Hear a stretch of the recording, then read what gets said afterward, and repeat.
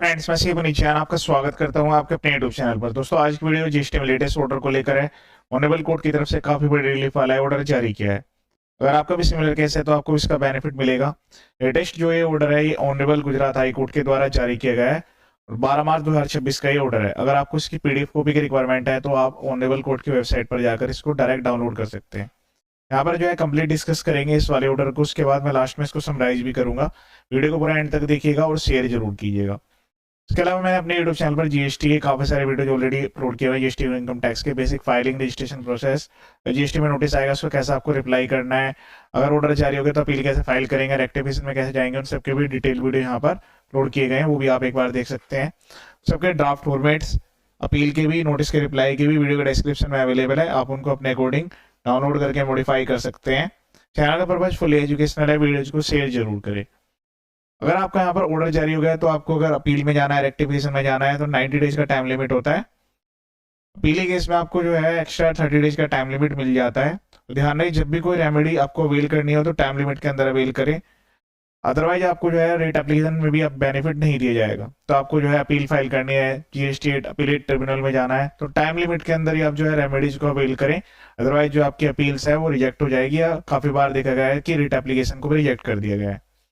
तो ये जो केस है ये स्पेसिफिक है। अगर आपका सिमिलर स्टेट में केस है तो आपको डायरेक्ट बेनिफिट मिल जाएगा। बाकी अदर स्टेट में आपको चेक करना होगा कि ऑनरेबल जुडिशल हाई कोर्ट ने इसके रिगार्डिंग क्या ऑर्डर जारी किया है, तब आपको उसका बेनिफिट मिलेगा जो भी आपके जुडिशल ऑनरेबल हाई कोर्ट के द्वारा जारी किया गया है।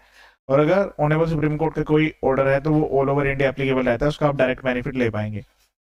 जो केस है उसमें यहाँ पर नोटिस ऑर्डर्स दोनों इनवैलिड हुए हैं, तो अगर आपको भी कोई सिमिलर केस है तो आप इसका बेनिफिट ले पाएंगे। सबसे पहले नोटिस को ध्यान से चेक करें, ऑर्डर्स को प्रॉपर्ली चेक करें। तो इसमें जो इसमें इनरोल्ड है, जो पेटिशन की तरफ से लन काउंसिल है और डिपार्टमेंट की तरफ से लन काउंसिल है, दोनों ने अपने सबमिशन को सबमिट किया। यहाँ पर एलिगेशंस जो लगाई गई है 75 सबसेक्शन 4, 75 सेक्शन में क्लियरली मेंशन किया गया है कि अगर आप यहाँ पर कोई भी पर्सनल हीयरिंग की रिक्वायरमेंट करते हैं या फिर आपके अगेंस्ट में कोई भी एडवर्स ऑर्डर जारी किया जा रहा है तो उस केस में आपको अपॉर्चुनिटी दी जाएगी। At the outset learn advocate, दोनों तरफ के जो लर्न काउंसिल है उन्होंने अपने सबमिशंस दिए, have submitted that impunged order is required to be quashed and set aside as the same has been passed in violation of the provision of section 75 subsection 4 of the GST Act.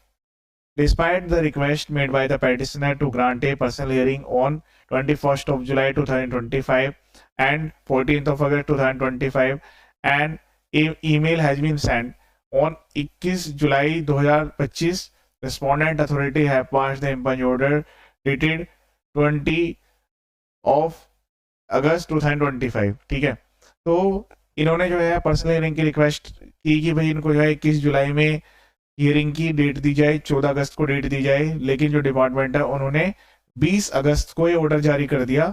उन्होंने जो यहाँ पर कहा कि आप personal hearing के लिए आए थे 11 तारीख को, which had taken place on 11 जुलाई, 11 जुलाई को जब आप पर्सनल हियरिंग के लिए आए थे और जो आपने रिप्लाई फाइल किया है उसके हिसाब से ऑर्डर जारी हो रहा है।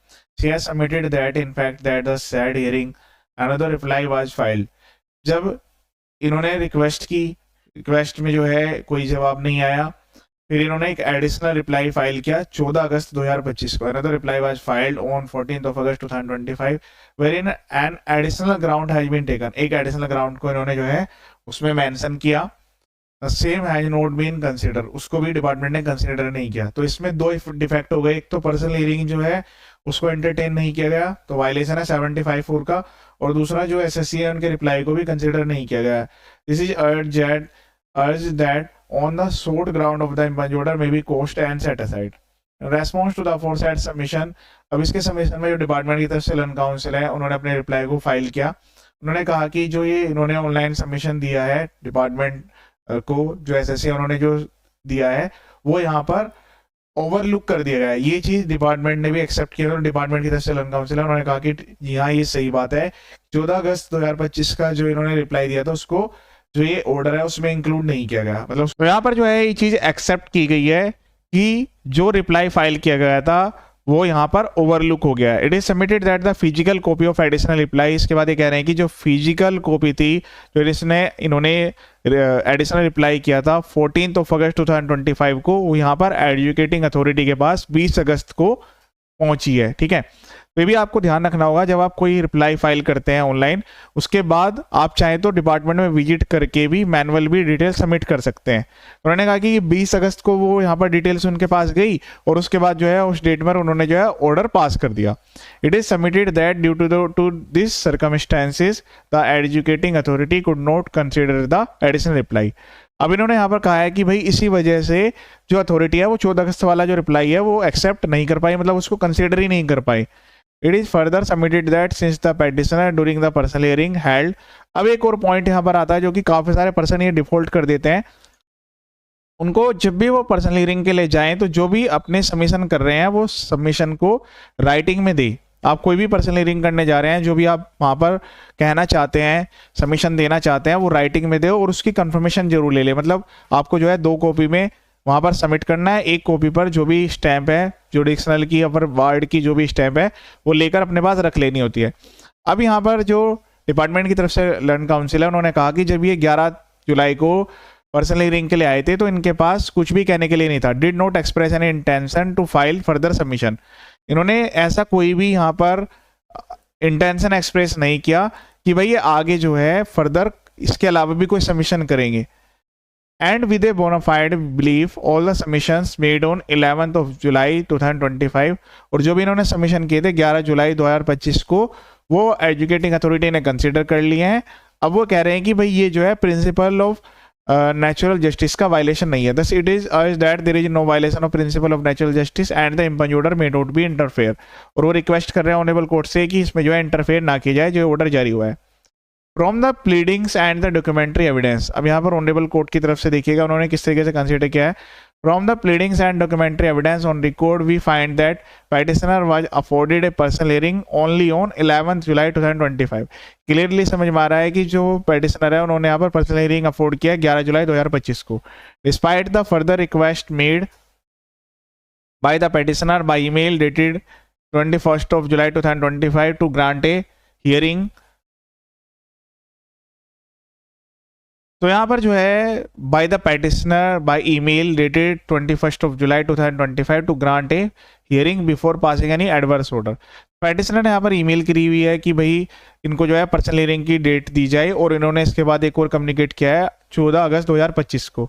wherein the petitioner while filing the further reply had sought a personal hearing, the same has been ignored by the respondent। यहाँ पर इन्होंने पर्सनल हियरिंग की रिक्वेस्ट की और जो इनका रिप्लाई है उसको भी इग्नोर कर दिया गया डिपार्टमेंट के द्वारा। In fact, the reply categorically mentioned that the same was not be considered by the competent authority while passing the impunge order originally dated 20th of August 2025। जो रिप्लाई है उसमें मेंशन तो किया गया है कि रिप्लाई कंसिडर हुआ है, पर लेकिन जो फाइनल ऑर्डर आया है उसमें डिपार्टमेंट ने उसको कंसिडर नहीं किया, और ये तो जो डिपार्टमेंट की तरफ से लर्न काउंसिल है उन्होंने भी एक्सेप्ट किया है। Accordingly the said order having passed in violation of principle of natural justice. तो ऑनरेबल कोर्ट ने कंसीडर किया है कि यहाँ पर जो है डायरेक्ट वायलेशन है प्रिंसिपल ऑफ नेचुरल जस्टिस का, and in breach of the provision of section 75 subsection 4, और ये डायरेक्ट ब्रीच है प्रोविजन ऑफ द 75 सबसेक्शन 4 का ब्रीच है।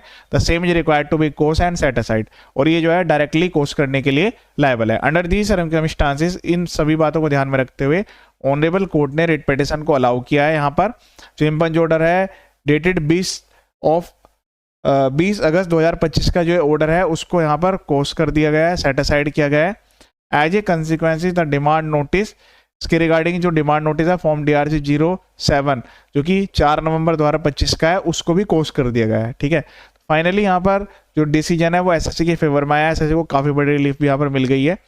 And set aside and the matter is order to be remand back, और ये order किया गया है कि जो मैटर है उसको रिमांड बैक किया जाएगा कंपिटेंट अथॉरिटी को, ताकि वो फ्रेश ऑर्डर जारी करे after following the statutory provision, सारे स्टैट्यूटरी प्रोविजंस को फॉलो करते हुए, and granting a personal hearing to the petitioner as required under the statute.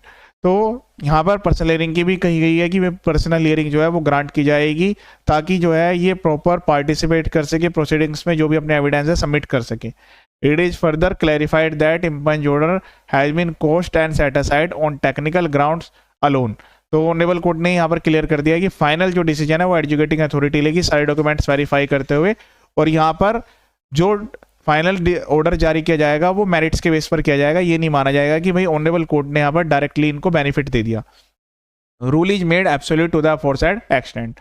तो ये था लेटेस्ट ऑर्डर, यहाँ पर एसएससी को काफ़ी बड़ी रिलीफ मिली है। अब इसकी समरी में आपको ध्यान से देखना होगा। सबसे पहला जरूरी बात तो यह है कि जब भी आपको पर्सनल हियरिंग की रिक्वायरमेंट हो तो आप जो है वहाँ पर ऑप्शन आता है कि एडजमेंट लेने के लिए, कि भाई आप जो है अपने रिप्लाई को सबमिट नहीं कर पा रहे, तो उस वाले ऑप्शन में आपको जो है रिप्लाई में भी प्रॉपरली लेटर सबमिट करना होता है और आप एडजमेंट ले सकते हैं। 2 से 3 बार आप एडजमेंट ले सकते हैं। उसमें क्लियरली आप लिखें कि इस पर्टिकुलर डेट से यहाँ तक कि आपको एडजमेंट की रिक्वायरमेंट है और आपका ये जो रिप्लाई है इस डेट का भी कंसिडर कर लिया जाए, ठीक है। उसके अलावा जब भी आप पर्सनल हियरिंग के लिए विजिट कर रहे हो तो वहाँ पर जो भी आपने डॉक्यूमेंट्स दिए हैं या फिर ओरल सबमिशन किया है उसको राइटिंग में जो है वहाँ पर कंफर्म करें और उसका जो सबमिशन है उसकी एक कॉपी अपने पास जरूर रखें कि फर्दर आप कहीं पर भी अपील करने जाते हैं, अलग यहाँ पर रेट फाइल कर रहे हैं तो उसमें वो एज एन एविडेंस आप यूज कर पाएंगे।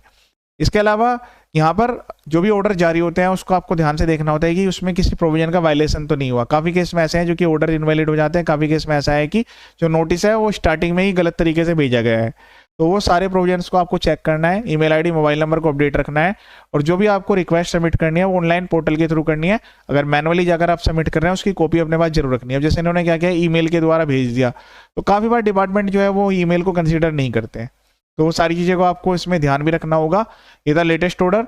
बाकी अदर वीडियोज भी आप मेरे यूट्यूब चैनल पर देख सकते हैं। चैनल का पर्पज फुली एजुकेशनल है। ये वीडियो देखने के लिए थैंक यू सो मच।